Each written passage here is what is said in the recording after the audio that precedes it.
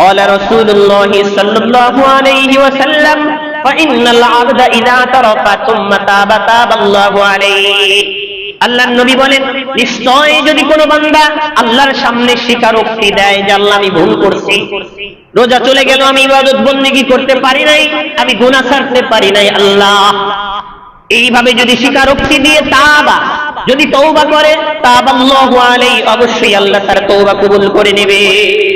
তবে তওবা করার মতো তওবা করতে হবে। মুসা আলাইহিস সালামের জামানায় একবার খরা শুরু হয়েছে, দেশ জুড়ে দুর্ভিক্ষ, বৃষ্টি হচ্ছে না। মুসা আলাইহিস সালাম তার সব উম্মতকে নিয়ে খোলা ময়দানে তওবা করতেছেন, তাদেরকে সামনে নিয়ে আল্লাহর দরবারে দোয়া করতেছেন। আল্লাহর পক্ষ থেকে ঘোষণা আসলো, ইলহাম আসলো, মুসা তোমার এই উম্মতের মধ্যে একজন গুনাহগার বান্দা আছে, তাকে তুমি তোমার এই মজলিস থেকে সরায় দাও, তাহলে তোমাদের তওবা কবুল করা হবে, তোমাদেরকে বৃষ্টি দেওয়া হবে।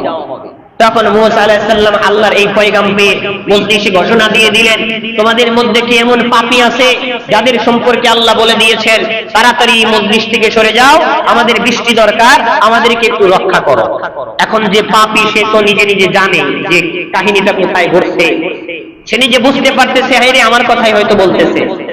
তখন সে মনে মনে বলতেছে এখন যদি আমি উঠে যাই, এই জনসমাগমে আমার সব পরিচিত লোকজন আছে, ইজ্জতের 12টা বেজে যাবে, আমার সম্মান বলতে কিচ্ছু থাকবে না, লোকজন সবাই ভাববে ইনি সেই পাপী যার সম্পর্কে আল্লাহ সরাসরি মুসার কাছে ইলহাম করেছে। আল্লাহ এত বড় একজন পাপী যার কারণে আল্লাহ বৃষ্টি বন্ধ করে দিয়েছেন।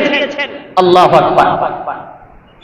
এই বিচারা দুনিয়ার মধ্যে বান্দা এবং আল্লাহর মাঝখানে যোগাযোগ করার জন্য তৃতীয় কোনো পার্টিশন নাই, ব্যবধান নাই, সরাসরি যোগাযোগ করার জন্য আল্লাহর সাথে বান্দার সরাসরি যোগাযোগের একটা লাইন ব্যবস্থা আছে, সেটা হলো হৃদয়।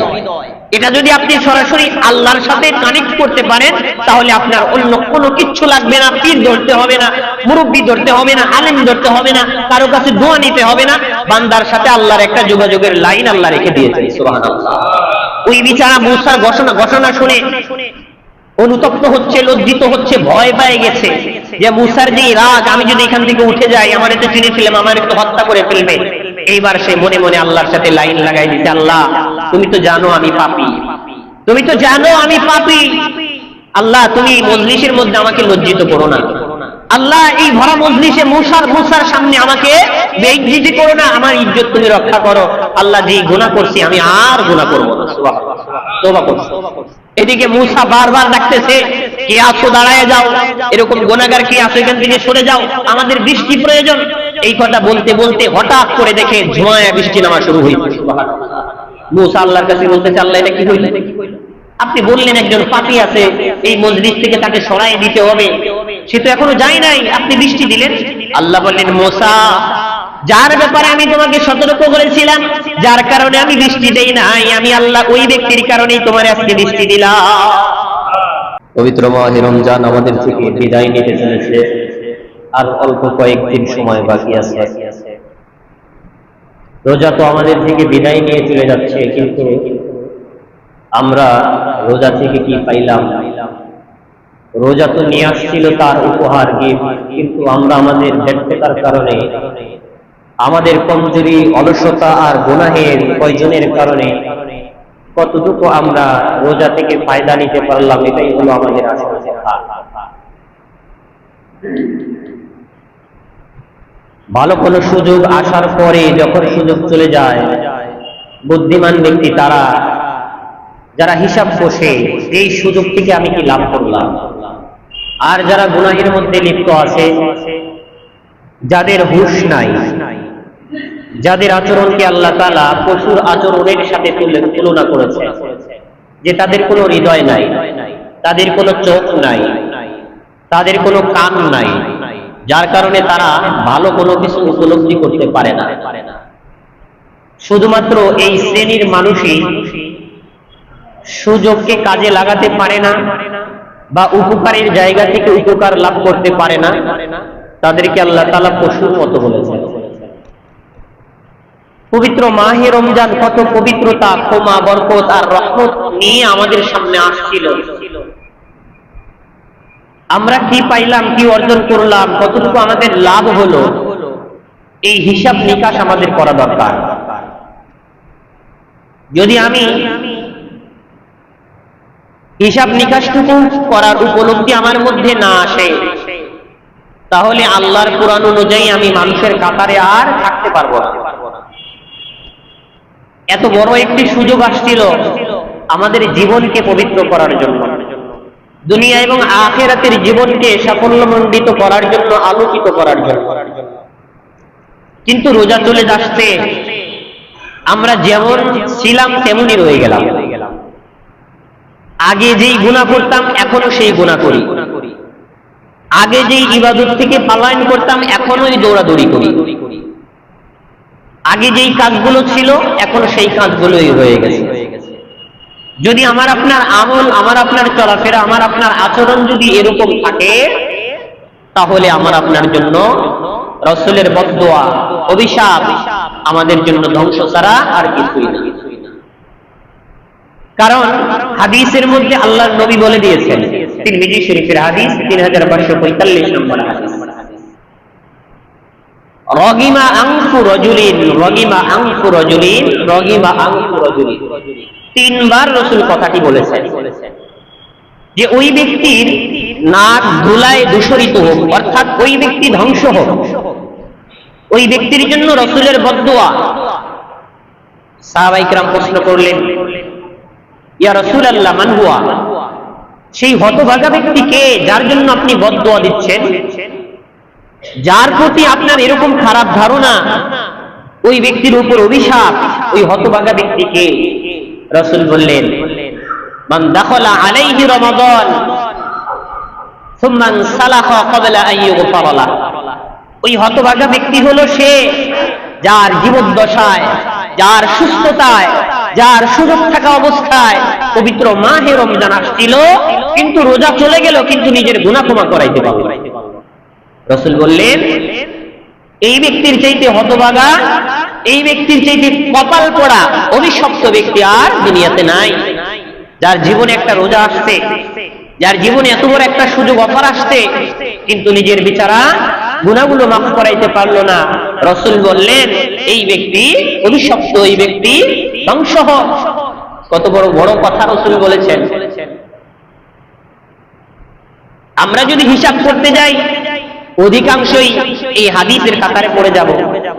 কারণ রোজা যেদিন আসছিল ওই দিন আমাদের পরিস্থিতি যা ছিল, চলে যাচ্ছে আর কয়েকটা রোজা আছে, এখনো আমাদের পরিস্থিতি তাই।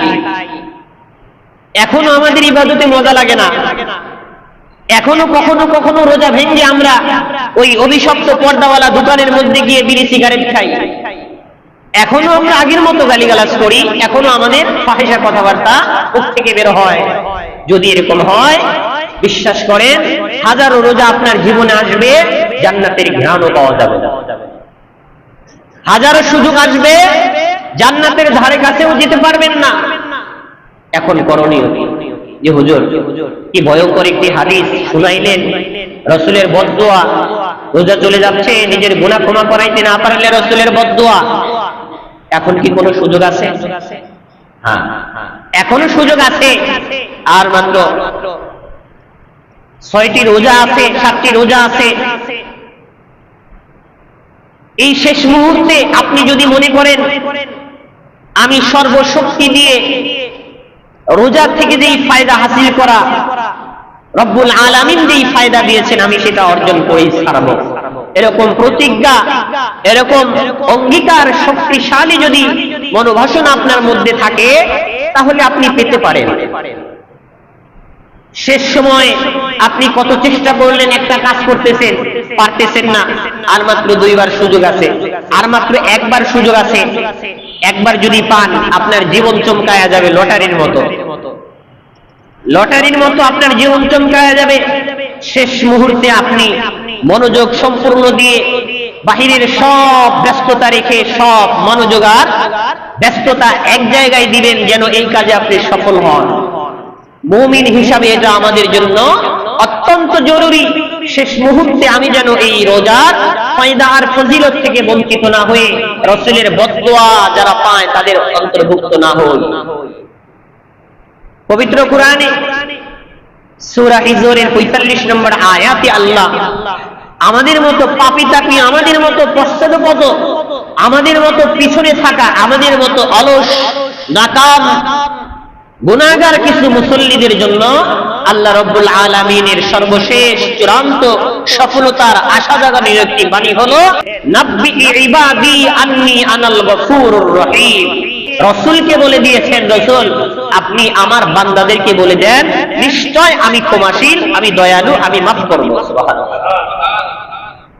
আন্নী আনাল গফুরুর রহিম, আপনি আমার বান্দাদেরকে বলে দেন তারা নিরাশ হয়ে গেছে, রোজা আর মাত্র একটা আছে, 29 রোজা কিচ্ছু করতে পারলাম না, একদিনে আর কি করব।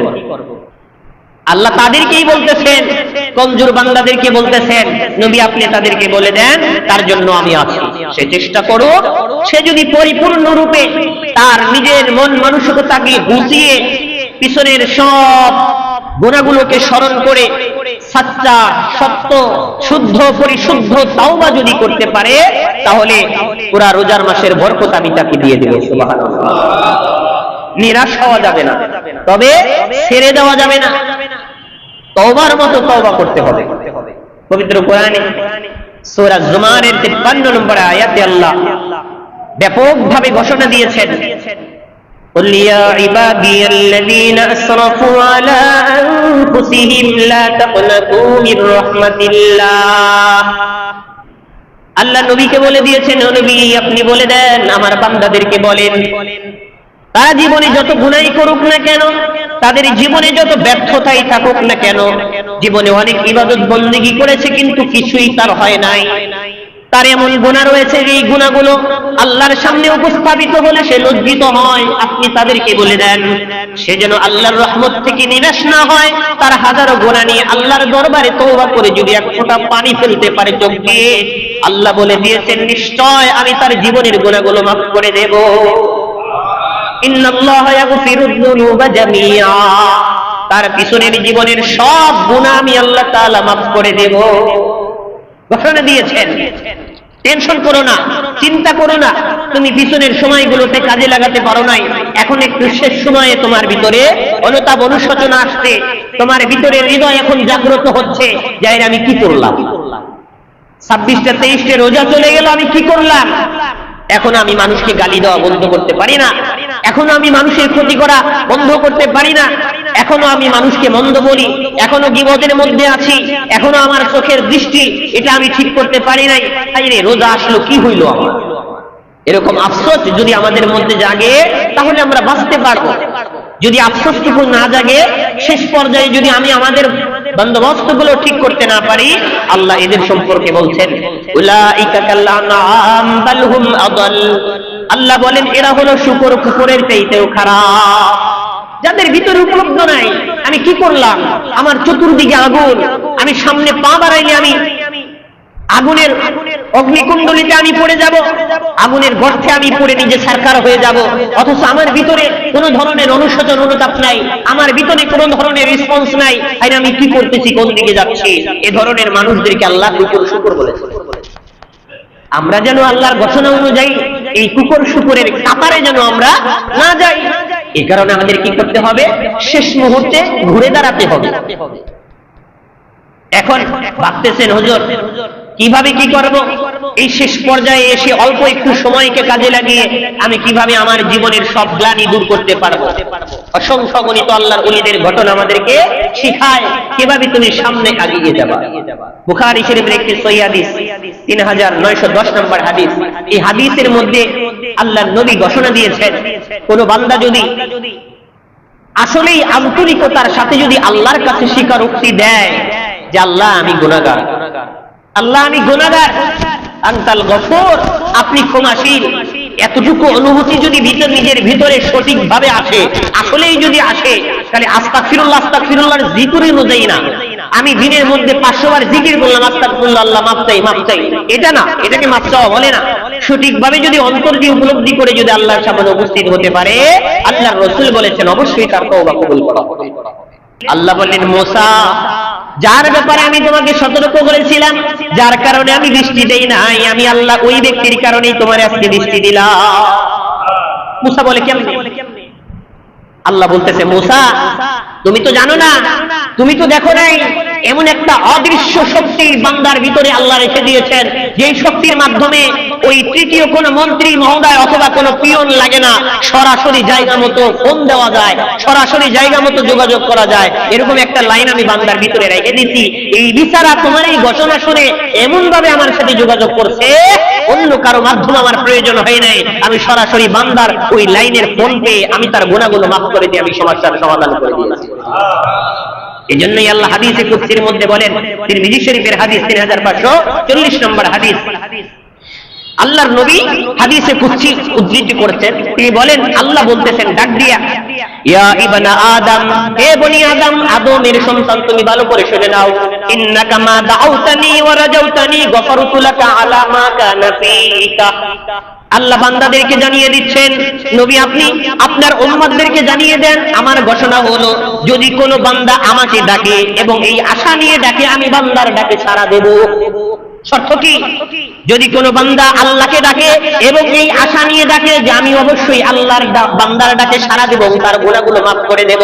আল্লাহ বলেন, গফারতু লাকা আলা মা কানা ফীকা ওয়ালা উবালি, আমি বান্দার এই আশা আর মনের অবস্থা অনুযায়ী আমি তার পিছনের জীবনের সব গুনাহ মাফ করে দেব। তার গুনার পরিমাণ কেমন সেটা আমি কখনোই দেখব না। ওয়ালা উবালি, তার কি পরিমাণ গুনাহ সেটা দেখার টাইম নাই। বান্দা যদি বিশ্বাস করে আমি আল্লাহ মাফ করতে পারি, বান্দা যদি বিশ্বাস করে দুনিয়ার কারো কাছে যাইতে হবে না, আমি আল্লাহর কাছে আসলেই তার জন্য কাফি, যথেষ্ট। আল্লাহ বলেন, গফারতু লাকা আলা মা কানা ফীকা, আমি বান্দার সব গুনাহ মাফ করে দেব। এরপরে আল্লাহ বলেন, ইযা বালাগাত লাউ বালাগাত যুনুবুকা আনানাস সামা সুম্মা ইস্তাগফারতানি গফারতু লাকা আলা মা কানা ফীকা। আল্লাহ বলেন, বান্দা টেনশন করো না, তোমার গুনাহের পরিমাণ নিয়ে তুমি চিন্তিত আছো, ভালো করে শুনে নাও, আসমান জমিনের মাঝখানে যেই পরিমাণ খালি জায়গা আছে, এই খালি জায়গা পরিমাণ তোমার যদি গুনাহের মাধ্যমে পরিপূর্ণ হয়ে যায়, আসমান জমিনের মাঝখানের জায়গা যদি তোমার গুনাহের মাধ্যমে পূর্ণ হয়ে যায়, তবু এই গুনাহ নিয়ে তুমি যদি আমার কাছে মাফ চাও, আমি আল্লাহ তোমারে মাফ করে দেব। আসমান জমিনের মাঝখানে তোমার গুনাহের মাধ্যমে পরিপূর্ণ হয়ে গেছে, আর কোনো জায়গা নাই অন্য আরেকজনের গুনাহ রাখার জায়গা নাই।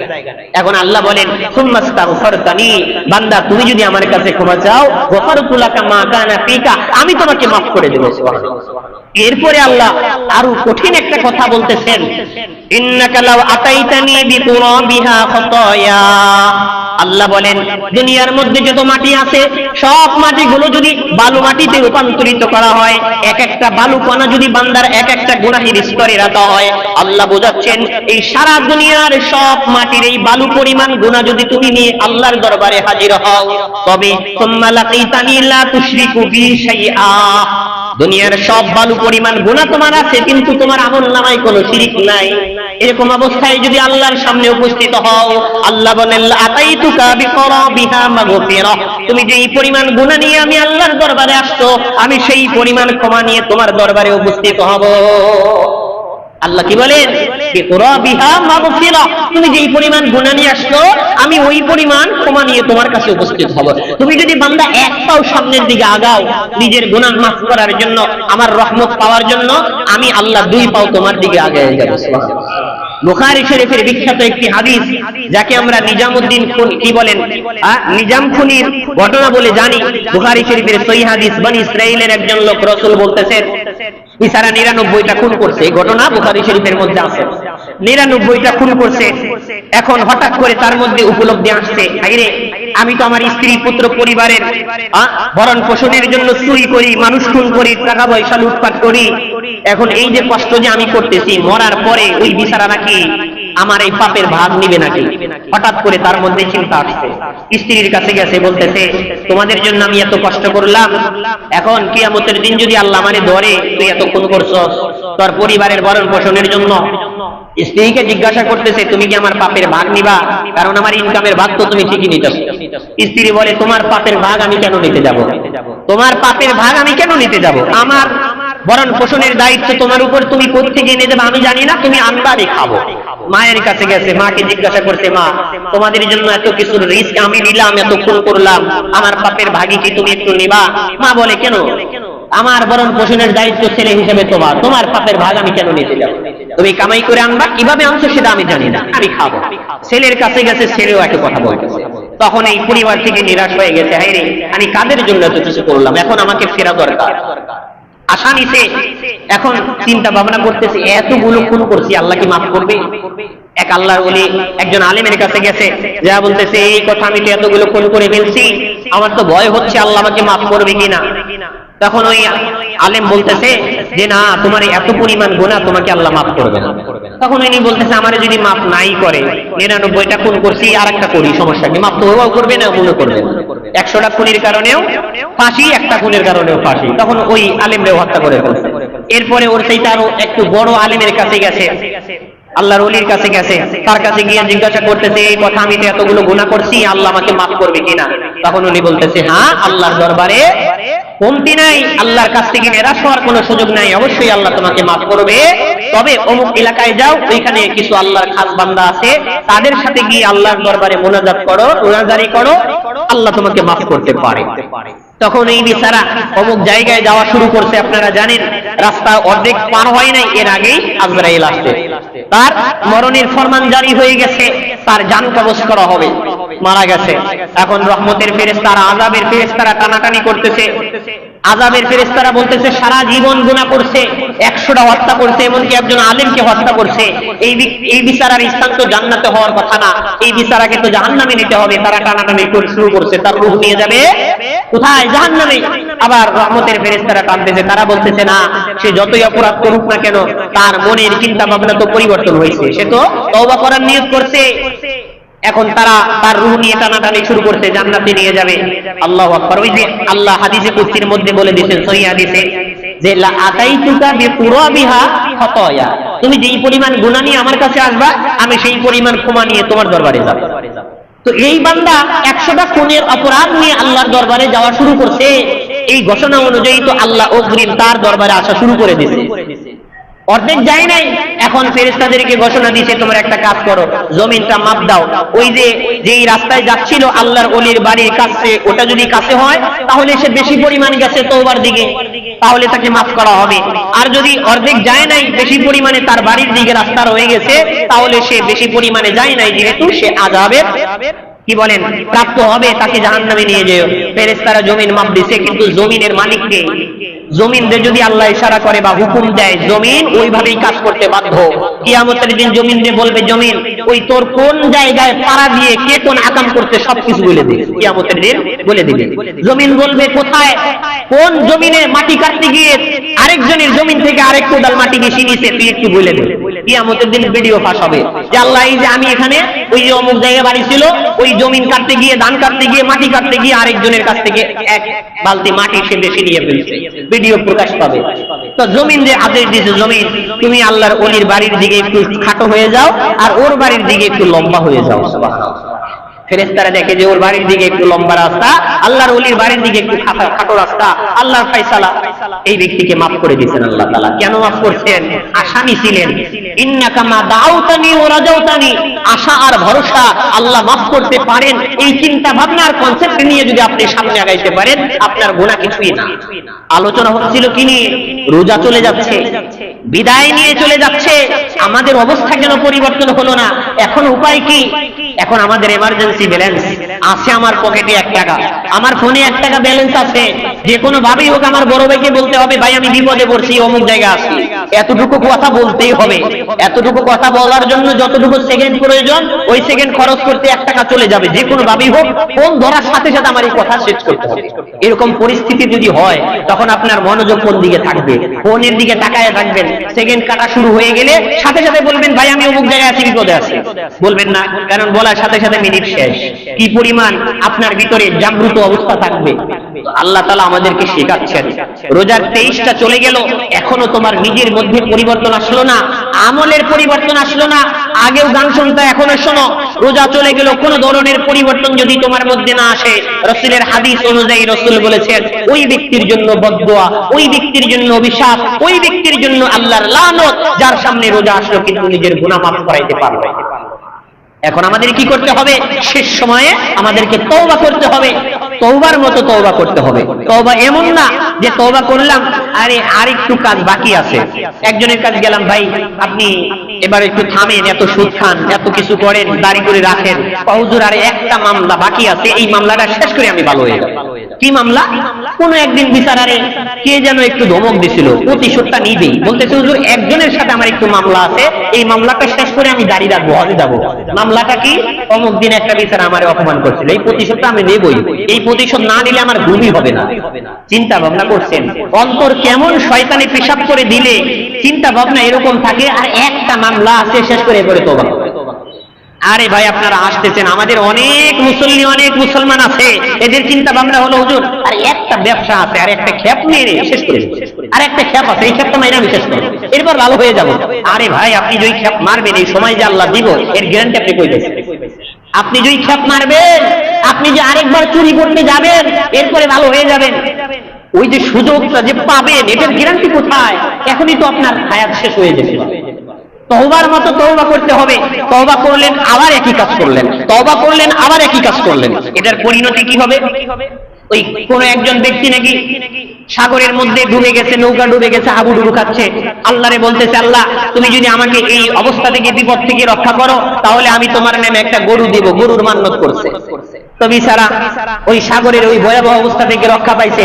এখন ডাঙ্গায় স্থলে আসার পরে বলতেছে আল্লাহ কিসের গরু? তুমি আমারে বিপদে ফেলায়া লোভ দিছিলা, আমি তোমারে গরু দেওয়ার লোভ দিছিলাম। ঘটনাক্রমে বাড়িতে গিয়ে দেখে তার একটা না তিনটা গরু মারা গেছে। আপনি যদি আল্লাহর সাথে এরকম সুযোগ সন্ধানী ব্যবহার করেন, আল্লাহ কিন্তু চাবি অন্য দিক দিয়ে মেরে দিবে। একজন ব্যক্তি গুনাহ করছে, গুনাহ করার পরে অসুস্থ হয়ে গেছে, অসুস্থ হওয়ার পরে তার মেয়েদেরকে বলতেছে আমার তো এই পরিস্থিতি, আমার জন্য একটু আল্লাহর কাছে দোয়া করো। সে বিচারাও খুব রোনাজারি করে আল্লাহর কাছে কান্নাকাটি করতেছে, আল্লাহ আমি তো অসুস্থ, আমি তওবা করতেছি, আমি জানি আমার এই গুনাহের কারণে আমাকে তুমি এই শাস্তি দিচ্ছ, আমাকে তুমি মাফ করে দাও। সুস্থ হয়ে আবার ওদিকে গেছে, তার মেয়ে তার স্ত্রী না করছে যে বাবা ওদিকে যেও না, তুমি তো তওবা করছো, আল্লাহ তোমারে সুস্থ করছে, কিন্তু না, আবার ওই গুনাহের মধ্যে গেছে, আবার অসুস্থ হয়ে গেছে। অসুস্থ হওয়ার পরে সে এবার বুঝতে পারছে এবার আর মনে হয় আল্লাহ মাফ করবে না, এবার কঠিন তওবা করা দরকার। স্ত্রী মেয়েকে বলছে তোমরা একটু কাজ করো, আমাকে তোমরা ঘরের বাইরে রেখে দাও, আমি একটু নিজেকে শাস্তি দেই, আল্লাহর কাছে তওবা করি। ঘরের বাইরে রেখে দিচ্ছে, আবার আল্লাহর কাছে কান্নাকাটি করতেছে, সারা রাত ওখানে শুয়ে থাকে, আবার আল্লাহ তাআলা মাফ করছেন, সুস্থ হয়েছে। সুস্থ হওয়ার পর আবার ওই গুনাহের মধ্যে গেছে, তৃতীয়বার আবার গুনাহের মধ্যে গেছে, আবার সুস্থ হয়ে গেছে, তিনবার হয়ে গেল। এইবার আর সুস্থ হয় না, এবার তার শরীরের মধ্যে এমন ধরনের বিকৃতি শুরু হয়ে গেছে, তার চোখ, তার মুখ, তার জিহ্বা সবকিছু পচে গোস্তগুলো খসে খসে পড়তেছে, এমন একটা পরিস্থিতি। এখন তার মেয়ে, তার স্ত্রী তাকে আর বাড়িতে রাখে নাই, বাড়ি থেকে একটু দূরে পালায় রাখছে। এখন ওই বিচারের এক বন্ধু আসছে দেখা করতে, তার মেয়ে এবং স্ত্রীকে বলতেছে এই বাড়ির লোকজন কোথায়, সে তো আমার বন্ধু ছিল, তার সাথে আমি একটু দেখা করতে চাই। তখন বলতেছে তোমার ওই বন্ধু অমুক জঙ্গলে আছে, দেখো সেখানে শুয়ে আছে। বলে কেন? বলে এই পরিস্থিতি, তাকে ওখানে রাখা হয়েছে। তার কাছে গেছে, তোমার এই পরিস্থিতি কেন? বলে আমার এই পরিস্থিতি। আপনি যদি ভাবেন আরে তওবা করার সুযোগ তো আছে, তওবা করার সুযোগ তো আছে, 1200 বার আপনি গুনাহ করবেন, 1000 বার আপনি গুনাহ করবেন, 1000 বার তওবা করবেন, 1000 বার আল্লাহ মাফ করবেন, কিন্তু আপনার জন্য যে তাকদীরে যে চূড়ান্ত সীমা রাখা হয়েছে, এটা যদি আপনার ক্রস হয়ে যায়, আপনার হাজারো তওবায় আর কাজ হবে না। আপনি ভাবতেছেন তওবা করব না, সমস্যা কি? কিন্তু না, পবিত্র কোরআনে সূরা নিসার মধ্যে আল্লাহ বলেন ওয়ালাইসাতিত তাওবাতু লিল্লাযিনা ইয়ামালুনাস সাইয়্যাত। তওবা কাকে বলে? যেই ব্যক্তি গুনাহ করে তওবা করে, এটাকে কোনো তওবাই বলা হয় না। ওয়ালাইসাতিত তাওবা, ওটা কোনো তওবাই না। ইয়ামালুনাস সাইয়্যাত, গুনাহ করছে, তওবা করছে, আবার গুনাহ ছাড়তে পারে নাই। তওবার অন্যতম একটা শর্তই হলো গুনাহ ছেড়ে দেওয়া। তওবার একটি শর্ত কি? গুনাহ ছেড়ে দেওয়া। গুনাহ না ছাড়লে আপনার তওবাই হবে না। তিনটি কাজের সমন্বয়ে তওবা হয়। এক নাম্বার হলো ফিলহাল এখনই আপনার গুনাহ ছাড়তে হবে। 2 নাম্বার হলো পিছনের গুনাহ নিয়ে অনুতপ্ত হতে হবে। 3 নাম্বার হলো আল্লাহর কাছে মাফ চাইতে হবে। এই 3টি জিনিস যদি আপনার মধ্যে না থাকে তাহলে আপনার তওবা আল্লাহর দরবারে কবুল হবে না, তওবাই হবে না। তওবার মতো তওবা করতে হবে। আপনি যদি তওবার মতো তওবা করতে পারেন আল্লাহ অবশ্যই মাফ করবেন, তিনি ওয়াদা দিয়েছেন। মদিনার একজন মহিলা জিনা করতে ভুলে শয়তানের ধোঁকায় পড়ে জিনা করে ফেলেছে। আল্লাহ রাসূলের দরবারে আসছে, ইয়া রাসূলুল্লাহ আমি তো গুনাহ করে ফেলছি, আপনি আমাকে শাস্তি দেন, আপনি আমাকে শাস্তি দেন, কি গুনাহ করছো? আমি তো জিনা করে ফেলেছি। রাসূল মুখ ঘুরায় এনেছেন, তুমি এত বড় মারাত্মক কাজ করছো, জিনা করে ফেলছো, যাও তুমি অমুক দিন এসো, তোমাকে শাস্তি দেওয়া হবে। তখন বলতেছে যে আমার পেটে তো বাচ্চা। তখন রাসূল বলে তোমার পেটের বাচ্চা তো কোনো অপরাধ করে নাই, তার তো শাস্তি হতে পারে না, সে তো নিরপরাধ, তার কেন শাস্তি হবে? অতএব তোমার পেটের বাচ্চা যখন প্রসব হবে তখন তুমি এসো, তখন এই অপরাধের বিচার তোমার হবে, তোমার উপর ধার্য করা হবে। তখন ওই বাচ্চা প্রসব করছে, মহিলা হাসছে, কেমন তওবা দেখেন। আমরা হইলে তো কি করতাম, পালায়া যাইতাম, দেশটারে চলে যেতাম, কিসের বিচার টিচার, আগে নিজে বাঁচি। ওই সময় তো এই জিনার বিচার ছিল হত্যা, পাথর মেরে হত্যা করা হবে, সংস্কার করা হবে। তখন ওই মহিলা বাচ্চা প্রসব করে এবার আসে, রাসূলুল্লাহ আমি তো বাচ্চা প্রসব করেছি, আমার পেটে এখন বাচ্চা নাই, আপনি এখন এই অপরাধের শাস্তি আমাকে দেন। এরপর রাসূল বলছে তোমার এই বাচ্চা কি কিছু খেতে পারে? তোমার এই বাচ্চা যখন মুখে খাবার নেওয়া শিখবে ওই সময় পর্যন্ত তোমাকে সময় দেওয়া হলো, বাচ্চা যখন খাইতে পারবে নিজে নিজে তখন তুমি আসবা। কারণ এখন যদি তোমাকে শাস্তি দেওয়া হয় এই বাচ্চার কষ্ট হবে, বাচ্চা তো নিরপরাধ, মাসুম বাচ্চা। তখন কয়েক বছর পরে বাচ্চা খাওয়া শুরু করে দিয়েছে নিজে নিজে। এরপরে মহিলা আবার আসছে, ইয়া রাসূলুল্লাহ মনে আছে আপনার, আমি তো পাপ করছিলাম, আমাকে এই শাস্তি দেন। তখন রাসূল বলে ঠিক আছে তোমাকে শাস্তি দেওয়া হবে। মদিনার সব মানুষদেরকে একত্রিত করা হয়েছে, চতুর্দিকে সমাবেশ, মাঝখানে মহিলাকে বুক পর্যন্ত মাটির নিচে পুঁতে রাখা হয়েছে। এরপরে চতুর্দিক থেকে পাথর নিক্ষেপ করা হচ্ছে। ওমর রাদিয়াল্লাহু তাআলা একটা পাথর নিক্ষেপ করছে, ওই পাথর গিয়ে ওই মহিলার মাথায় লাগছে, মাথায় লাগার পরে রক্ত ফিনকি দিয়ে বের হইছে, রক্ত বের হয়ে ওমর রাদিয়াল্লাহু তাআলার শরীরে কোনো এক জায়গায় লাগছে। তখন ওমর রাদিয়াল্লাহু তাআলা বলতেছে সি, এরকম একজন নাপাক মহিলা, অপরাধী গুনাহগার মহিলার রক্ত আমার শরীরে লাগলো, তিরস্কার করতেছে। রাসূল আবার ওমরের এই তিরস্কার অবস্থা শুনে ফেলছেন। তখন রাসূল বলতেছে ওমর তুমি তাকে তিরস্কার করতেছো কেন?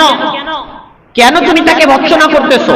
ইসলামী বিচারের সিস্টেম হলো কোন অপরাধের শাস্তি যদি দুনিয়াতে হয় ইসলামী নিয়ম অনুযায়ী, তাহলে পরকালে তার ওটার শাস্তি হবে না, তাকে আল্লাহ মাফ করে দিবেন। রাসূল বলতেছে এই মহিলা এমন তওবা করছে, যেই মহিলা জানের ভয়ে পালায়া যায় নাই, যেই মহিলা নিজের প্রাণের ভয় করে নাই, আমার কাছে বারবার ছুটে আসছে এই অপরাধকে স্মরণ করে, এই অপরাধ নিয়ে যদি মারা যায় পরকালে আল্লাহর কাছে কি জবাব দিবে, এরকম অনুভূতি নিয়ে আমার কাছে আসছে তওবা নিয়ে, তুমি তাকে নিয়ে তিরস্কার করতেছো। শোনো, এই মহিলা এমন তওবা করছে, এই তওবা মদিনার সব মানুষের উপর ভাগ করে দিলেও মদিনাবাসীর জন্য তওবা যথেষ্ট হয়ে যাবে। মদিনার সব মানুষের মধ্যে তার এই তওবা যদি বন্টন করে দেওয়া হয় তাহলে এই তওবা মদিনাবাসীর জন্য যথেষ্ট হয়ে যাবে, আলাদা কোনো তওবা করতে হবে না। এমন খাঁটি ভাবে তওবা করছে, তো এরকম তওবা করতে হবে। আমাদের তওবা কসুর মাত্রার পানির মতো, পানি আসলো, এই পানির যে স্থায়িত্ব আছে যার কোনো গ্যারান্টি নেই, একটু কাজ হলে পড়ে যায়। আমাদের অবস্থা হলো এই, আমাদের নৌকা পরিপূর্ণ বোঝাই হয়ে গেছে, মাঝ নদীতে আমরা চলতেছি, ঢেউ নদীর মধ্যে ঢেউ চলতেছে, এরকম একটা পরিস্থিতিতে আমরা চলতেছি, কখন যেন নৌকা ডুবে যায়। মানে এই গুনাহ নিয়ে কখন যেন আজরাইল চলে আসে, তখন আর সময় দেওয়া হবে না। এখন ভাবতেছেন আমি তো তওবা করলাম হুজুর, আমি তো ভালো হয়ে গেছি, আমার ছেলে সন্তান এরকম খারাপ, আমার ছেলে কথা শোনে না, তার জন্য তো আমার মায়া লাগে। আপনি যদি আপনার নিজের বন্দোবস্ত করতে পারেন, আপনার নিজের আমলনামা যদি সলিড করতে পারেন, এখন আপনার দায়িত্ব হয়ে যাবে আপনার পরিবারকে শুদ্ধ করার দায়িত্ব। আপনার ছেলে বিড়ি সিগারেট খায়, আপনার ছেলে গান বাজনা আড্ডা দেয়, আপনার স্ত্রী বেপরদায় চলে, আপনার উপর বড় দায়িত্ব হয়ে গেছে। আপনি শুধু আল্লাহর কাছ থেকে ক্ষমা নিলেন এটা যথেষ্ট হবে না, তাদেরকেও পরিশুদ্ধ করার দায়িত্ব আপনার থাকতে হবে। আব্দুল্লাহ ইবনে মুবারক রাহমাতুল্লাহি আলাইহি তিনি মদ গাঁজা গান বাজনা বিভিন্ন ধরনের গুনাহের মধ্যে লিপ্ত থাকতো, তার মা বাবা পেরেশান হয়ে গেছে, তার মা বাবা পরহেজগার মানুষ, তার মা বাবা আল্লাহর কাছে দোয়া করতেছে, আল্লাহ আপনি আমার ছেলেকে দ্বীনের পথে এনে দেন, আমার ছেলেকে আপনি হেদায়েত দিয়ে দেন। ভালো করে মনে রাখবেন, আপনারা যারা বাবা আছেন, আপনারা যারা অভিভাবক, সন্তানের মা বাবা আছেন, এই পৃথিবীতে আল্লাহর এই জমিনের মধ্যে সন্তানের জন্য বাবা মার চাইতে বড় কোনো কোনো আল্লাহর ওলি নেই। বুঝছেন? সন্তানের জন্য বাবা মার চাইতে বড় কোনো ঈমান নাই, বড় কোনো পীর নাই। আপনি যদি আপনার সন্তানের জন্য সন্তুষ্ট চিত্তে আত্মতুষ্টি নিয়ে আপনার সন্তানের উপর যদি রাজি থেকে তার ক্ষমার জন্য, তার কল্যাণের জন্য যদি আল্লাহর কাছে দোয়া করতে পারেন, এটা যে কাজ করবে কাবা শরীফের ইমাম সাহেবকে এনে দোয়া করলেও সেই কাজ হবে। অতএব আপনার সন্তানের জন্য ইমাম সাহেবের কাছে যাওয়ার দরকার নাই, আপনার সন্তানের জন্য ওই হুজুরের কাছে যাওয়ার দরকার নাই। আপনি কাইমুল বাক্যে আল্লাহর দরবারে দোয়া করেন যে আল্লাহ আপনি আমার সন্তানকে ফিরিয়ে দেন। কিন্তু কিভাবে হবে? নিজে 3 বেলা গাঁজা খায়, পোলা মদ খায়, নিজে 4 বেলা বিড়ি সিগারেট খায়, পোলা গাঁজা টানে, আমি কিভাবে আল্লাহ এই সন্তানের কল্যাণের জন্য, তার নিজের হেদায়েতের জন্য দোয়া করতে পারি? নিজের খবর নাই। ওই যে বললাম, গাছে উঠছে বল্টু আম চুরি করে, বাগানের মালিক আসছে গিয়ে তুই আম চুরি করস, দ্বারা তোর বাবারে বলে দেই তোদের বাড়ি যাচ্ছি। বল্টু পিছন দিকে ডাকে, চাচা বাড়ি যায় লাভ নাই। কেন? আব্বা আরেক গাছে আম চুরি করতেছে, আব্বা আরেক গাছে চলছে। যদি এরকম পরিস্থিতি হয় তাহলে তো ভাই আপনাদের পক্ষে আর কোনো কথা নাই, আপনাদের নিয়ে আর কোনো কথা নাই। নিজে আগে পরিশুদ্ধ হতে হবে। আমরা অনেকেই বলি, আরে আমরা নিজে গরু ছাগল যাই হইছি সন্তানে মানুষ করবো, এত সোজা না ভাই। আপনারা যারা বলেন সন্তানকে আলেম বানাবো, আমরা যাই করছি না কেন সন্তানকে মানুষ বানাবো, কখনো সম্ভব না, কখনোই সম্ভব না। আপনি যদি নিজে মানুষ না হন, আপনার সন্তান কখনোই মানুষ হবে না। আপনি সারা জীবন এই বোতলের মধ্যে রাখছেন আপনি পানি, এখন আপনার দরকার হলো মধু। এখন আপনি ওই বোতল যদি আপনি মুখের সামনে কাজ করেন, পানি বের হবে না মধু বের হবে। আপনার সন্তানের মধ্যে দিচ্ছেন গাঁজা, দিচ্ছেন মদ, দিচ্ছেন গান বাজনার শিক্ষা, দিচ্ছেন সিনেমার আড্ডার শিক্ষা, দিচ্ছেন স্যারে আড্ডাবাজি আর গান বাজনা চুরি বাটপাড়ির শিক্ষা। এখন আপনি বলতেছেন আমি যাই করি না কেন সন্তানকে মানুষ বানাবো, সম্ভব না। নিজেকে মানুষ হতে হবে, এরপরে আল্লাহর দরবারে দোয়া করতে হবে। তখন যদি আল্লাহ মাফ করে দেয়, আপনার সন্তান মানুষ হবে। এখন বলতেছেন যে হুজুর আমি তো মানুষ হইছি, নামাজ কালাম তো পড়ি, সন্তানকে তো বলি যে নামাজ পড়ার কথা, সে তো পড়ে না। ভাই আপনি নামাজের মতো হয়তো নামাজ পড়েন না, পিছনের গুনাহগুলো হয়তো আপনার আমল নামে এখনো জড়ায় আছে, পিছনের গুনাহগুলো অথবা আপনার শরীরের মধ্যে এখনো আছে, পিছনের জঞ্জাল আপনি দূর করতে পারেন নাই বিধায় আপনার থেকে পরিশুদ্ধতা এটা এখনো আসে নাই, এই কারণে সন্তানের উপর দোয়া লাগে না। কি বলতেছিলাম? আব্দুল্লাহ ইবনে মুবারকের বাপ দোয়া করতেছে, তো আব্দুল্লাহ ইবনে মুবারকের জন্য দিন রাত তার মা বাবা কাঁদতেছে, অনেক কান্নাকাটি করতেছে। ঘটনাক্রমে একদিন ওই মদ গাজার আড্ডাখানায় গিয়ে গান বাজনা শুনে একবার ঘুমায়ে গেছে। স্বপ্ন দেখতেছে যে কোন একটা পাখি পাশের একটা গাছের ডালে বসে কোরআনের একটা আয়াত তেলাওয়াত করতেছে। সূরা হাদীদের মধ্যে আয়াতটি আছে, আয়াতটি হলো আলাম ইয়ামিনিল লাযীনা আমানু, যে মুমিনদের কি এখনো সময় হয় নাই? মুমিনদের কি এখনো সময় হয় নাই যে তাদের অন্তর আল্লাহর নামে বিগলিত হবে, আল্লাহর দিকে ফিরে আসবে? ওই পাখি বারবার তেলাওয়াত করতেছে, আব্দুল্লাহ ইবনে মুবারকের কানের মধ্যে আসতেছে এই আওয়াজটা। হঠাৎ করে ঘুম ভেঙে গেছে, ঘুম ভেঙেই বলতেছে আল্লাহ আমার সময় হয়ে গেছে। আয়াতের অর্থ কি? মুমিনদের কি এখনো সময় হয় নাই? ওরে উদ্দেশ্য করে বলতেছে, হে আব্দুল্লাহ তোর কি এখনো সময় হয় নাই? ও জাগ্রত হয়ে দাঁড়ায় গেছে যে আল্লাহ আমার সময় হয়ে গেছে, সাথে সাথে জাগ্রত হয়ে তওবা করে আল্লাহর দরবারে ফিরে আসছে। মা বাবার দোয়া। আব্দুল্লাহ ইবনে মুবারক কে চেনেন? ইমাম বুখারীর শ্রেষ্ঠ উস্তাদ। ইমাম বুখারী বলেন আমি ইমাম বুখারী হইছি আব্দুল্লাহ ইবনে মুবারকের মাধ্যমে। আব্দুল্লাহ ইবনে মুবারক ইমাম বুখারীর উস্তাদ, ইমাম বুখারীর মতো হাজারো আলেম তৈরি করেছে আব্দুল্লাহ ইবনে মুবারক। মা বাবার দোয়ায় সন্তানের কতটুকু কাজে লাগে। অতএব আমাকে মানুষ হতে হবে, আমাকে তওবা করতে হবে, এরপরে আমার সন্তানের জন্য জিকির করতে হবে। আলোচনার সারাংশ কি? রোজা চলে যাচ্ছে, এখনো যদি আমাদের অবস্থা পরিবর্তন না হয় তাহলে আমাদের জন্য অনুতপ্ত, আমাদের জন্য অভিশপ্ত অবস্থা চলে আসবে। অতএব আমাদেরকে ফিরতে হবে। যে কয়টা দিন আছে এই সময়ের মধ্যেই সর্বশক্তি দিয়ে আমাদেরকে নামতে হবে, খাঁটি তওবা করতে হবে। খাঁটিভাবে যদি আমি তওবা করতে পারি তাহলে আল্লাহ তাআলা আমাকে মাফ করতে পারেন। আল্লাহ মাফের জন্য তার দরজা খোলা রাখছেন। সময় চলে যাচ্ছে, আজকে হয়তো 23 রোজা, এরপরে সামনে বেজর রোজার যেই রাতগুলো আছে শবে কদরের, এই রাত্রিগুলোতে আমরা আল্লাহর দরবারে খাঁটিভাবে তওবা করি, যাবতীয় গুনাহ ছেড়ে দেই। আল্লাহ চাইলে আমাদেরকে মাফ করতে পারেন। আমরা খাঁটিভাবে আল্লাহর কাছে তওবা করি, আমাদেরকে খাঁটিভাবে তওবা করার তৌফিক দান করুন, যাবতীয় গুনাহ থেকে আমাদেরকে বাঁচার তৌফিক দান করুন। আমিন।